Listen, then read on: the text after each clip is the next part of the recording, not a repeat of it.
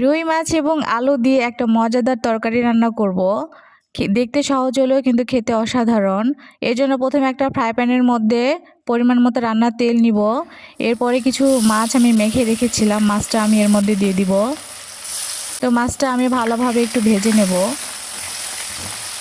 মাছটা ভাজা হয়ে গেলে উঠাই নেব।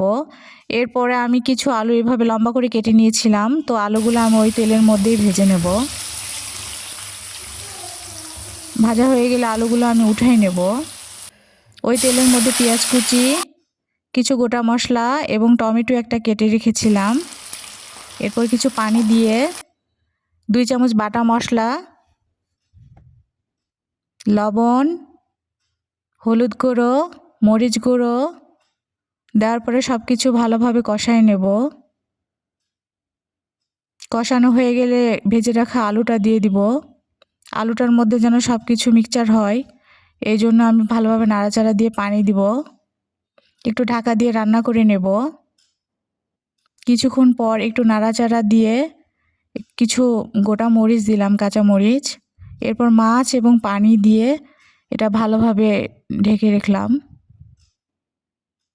কিছুক্ষণ পর আমার রান্না প্রায় হয়ে এসেছে,